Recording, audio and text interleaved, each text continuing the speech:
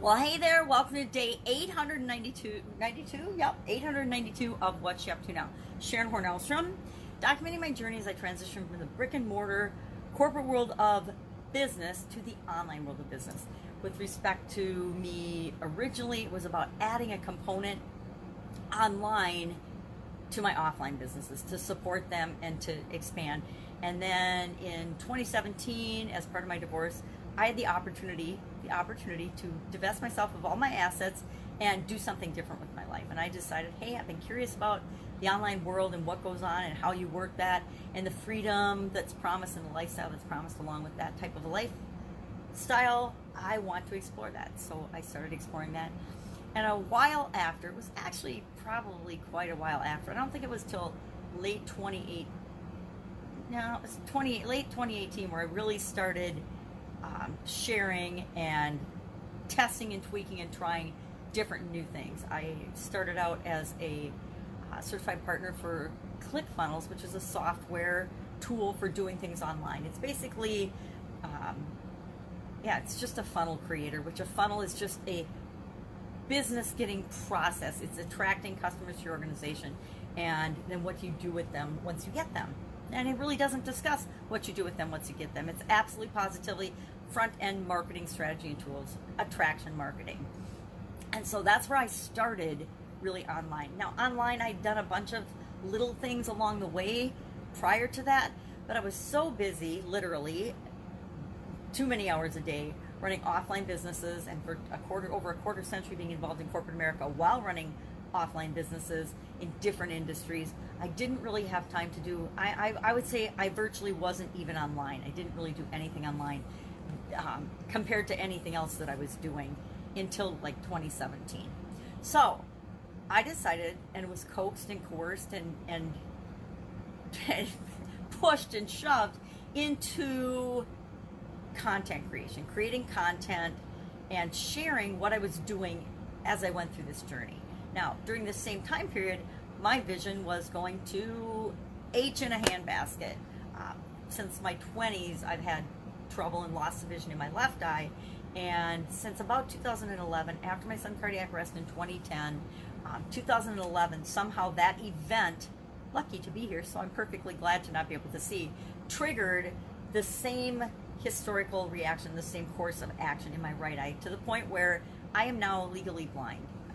I can still see things. I'm not 100% blind. I'm not, white-eyed, sunglasses blind. I'm not carrying the white cane with the red tip, but that could happen. That could very well happen in my future where I am totally dark, lights out, can't see anything. And it's really interesting because I don't see black. I actually see white, which I find fascinating. I think it's fascinating. I don't know what other blind people see. I don't really know or interact with any other blind people. I'm sure that will change over time as well. But that's just ancillary to the story. So over the last couple of years, I decided that I would, instead of being able to write, since I usually journal and write everything down, it's nifty to write stuff down, but if you can't read it, what's the point? So I've switched from writing things down and documenting my journey to talking my journey. What am I doing? What am I working on? What's working? What's not working? What am I thinking about? What do I want to work on? What course did I just take that totally sucked? Or what course did I just take that was awesome? Or what did I get out of the webinar or the course or the video or something that I just listened to? I like to share those things here as well. So what am I doing? What am I doing right now? I just finished doing Supersize Your Business. Read the Riot Act was today's idiom. Every day for like probably over 500 days now, but I only started counting after I was a ways into it.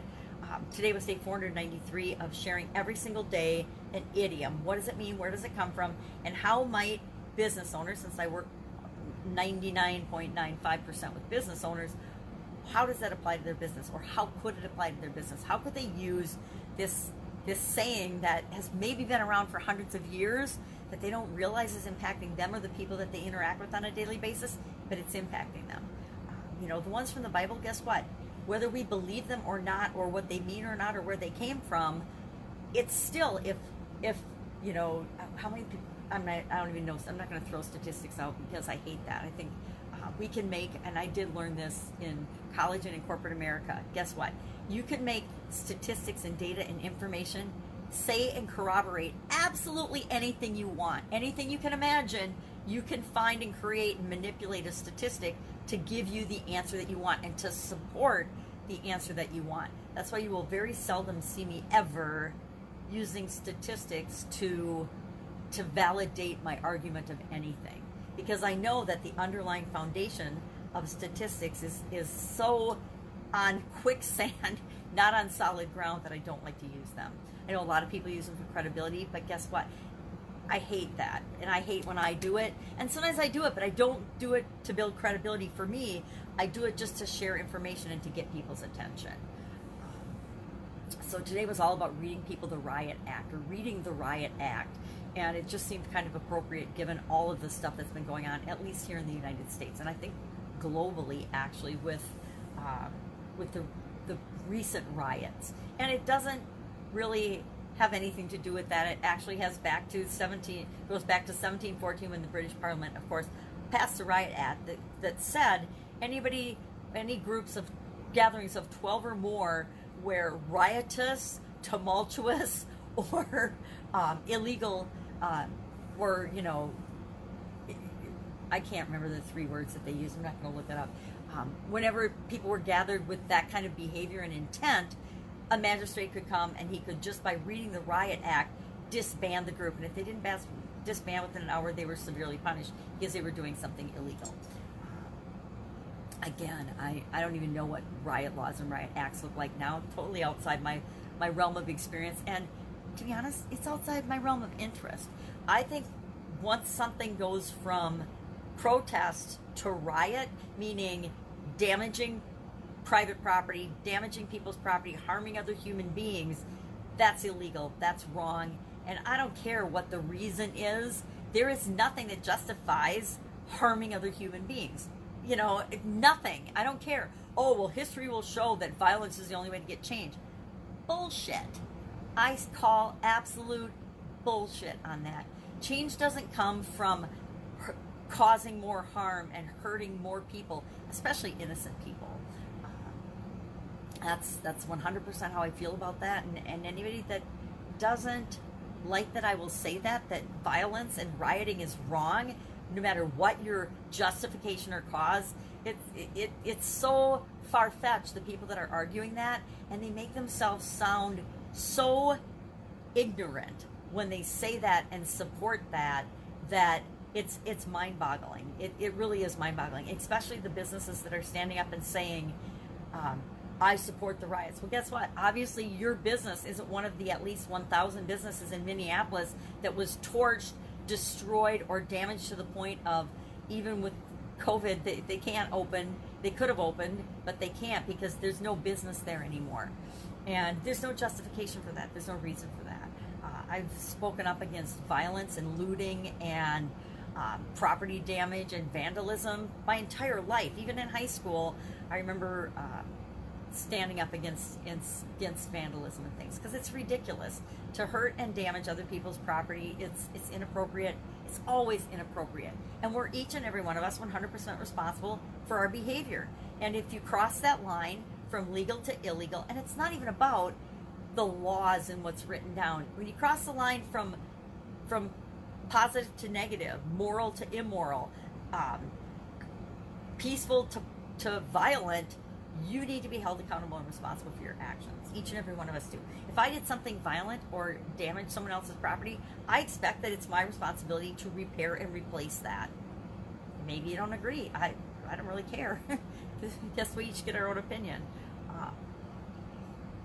And it's not that I don't care about you, but all of us have opinions and beliefs based on our past experiences, the things we've experienced.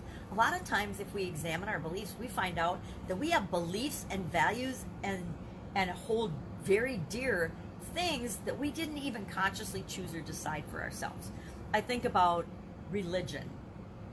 Each and every one of us, we're just born, right? And we're like a clean slate, and things get written on our slate all the time, whether we are consciously aware of that or not.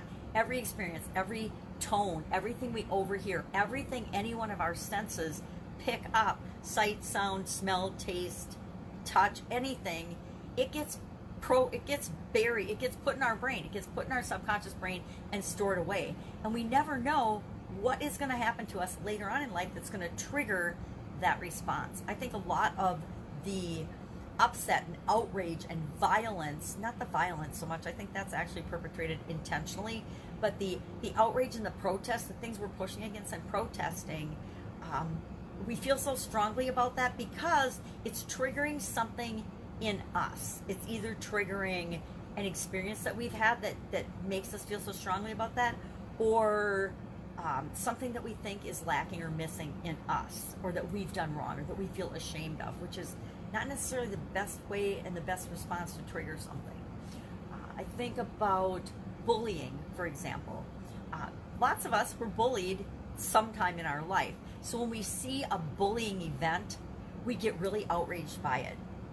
Same with abuse. Most of us in some way, shape, or form were either physically, mentally, spiritually, or emotionally abused by someone throughout our life. It's pretty inevitable that throughout most people's life, with the negative environment that many of us find ourselves in or that we live in, we will have been, abused or harmed or hurt in some way, shape, or form. And it doesn't take much for an event to trigger that. All right, that's enough on that topic, because I'll go down a rabbit hole that I'm not prepared to go down on any morning. I am prepared, but it's not relevant. So, Get Up and Go Challenge today, day 38. It's designed to be, it's not designed at all. I'm created and am doing and creating as I go along a 40-day challenge, which will be at least 41, 42, probably 45 or more days, because what I'm doing is I'm going through and teaching the SOAP framework, my framework for dealing with any kind of change or challenge or obstacle or roadblock or difficulty, because we focus on the negative, but good changes can require that we use the SOAP model too. I'm going through that, and I want to do it for each of the 7 areas of life, and I didn't decide till well into the challenge that I was going to do that, so I need another day for sure to get through the P in SOAP model, and then I want a Q&A, and I probably want a couple of days of Q&A just to serve people better. So Get Up and Go Challenge day 38, and I'm going through it this time in the area of contribution. What am I here to contribute to the world? Why the hell am I even here? Why do I show up? What am I here for? Why am I in the planet? Why do I exist right now? Very esoteric, right? So what do I want to create? What do I want to leave? How do I want to leave? What legacy do I want to leave? How do I want to leave my mark on the world? How do I get my handprint out there? That's what this whole SOAP model will be about. And today was about the story of the situation. Where am I right now, and where do I want to be? Because it's always different, right? We always want more. As human beings, we always are striving for more. We're either expanding and growing, or we're declining and receding. And I don't like to be receding.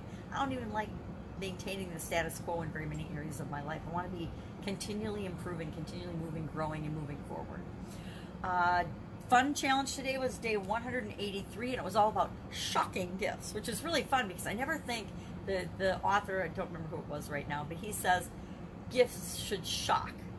They should be so awesome that they shock the receiver. And I'm like, I've absolutely never thought that I wanted to give a gift that would shock anyone. I'd like to surprise them. I like them to be delighted and happy with it, but I guess shock is a whole nother level of gift giving. So that was today's fun challenge, was what's a shocking gift that you could give or receive today. And I just added the give or receive today because it's a lot more fun to give gifts than it is to receive. At least for me. I've always loved giving gifts more than receiving them. I mean, it's nice when you get something nice from people, but I'd rather have people do something for me and help me out with something than give me a gift. So Get Up and Go Challenge, day 38. Fun challenge, day 183. Supersize your business. So these are the things that I'm doing right now every single day, especially through the summer as people slow down and do their own thing. I am no exception. The weather's nicer. I want to pay more attention to my physical well-being, my mental health, my emotional health. So I do more family things, more things that are fun, because it's the year of fun challenges. I want to do more fun things, and that means I do less work things. Very different shift for me. Most of my life has been packed with 90% work, business, earning a living, and jobs and things, and 10% was left over to do all the other areas of my life. I'm specifically and purposefully shifting that to 90% of my time and energy goes into creating the life that I want in each of those areas, and just 10% is about making a living, work. Now, there's some overlap in that in terms of how I contribute and how I show up in the world. Part of that people would consider work. I don't consider work because it's fun for me. It's what I love to do. So that's it. That's what I am working on right now. Again, I've got to come up with what am I doing next as the Get Up and Go challenge draws to an end.